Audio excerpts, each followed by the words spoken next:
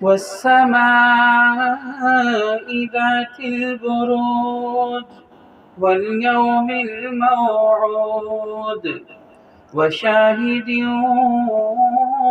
ومشهود۔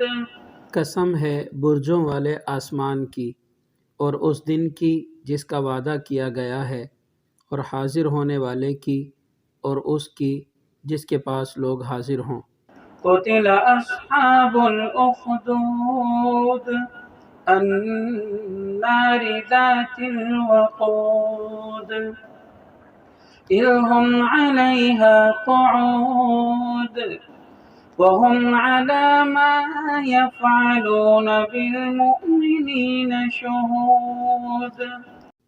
کہ خدا کی مار ہے ان خندق کھودنے والوں پر، اس آگ والوں پر جو ایندھن سے بھری ہوئی تھی، جب وہ اس کے پاس بیٹھے تھے، اور وہ ایمان والوں کے ساتھ جو کچھ کر رہے تھے اس کا نظارہ کرتے جاتے تھے۔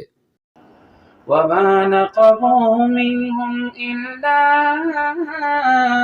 أن يؤمنوا بالله العزيز الحميد الذي له ملك السماوات والأرض والله على كل شيء شهيد۔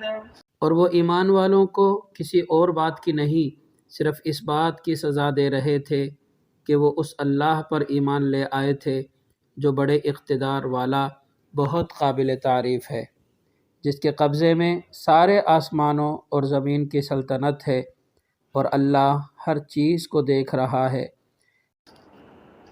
إن الذين فتنوا المؤمنين والمؤمنات ثم لم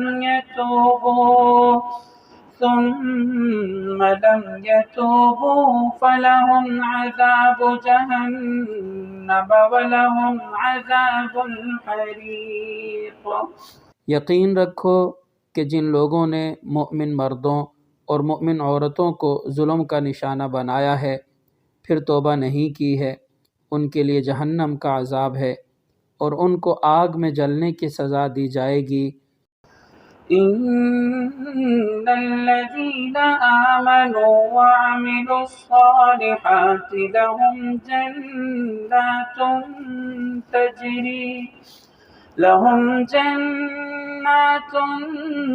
تجري من تحتها الأنهار ذلك الفوز الكبير۔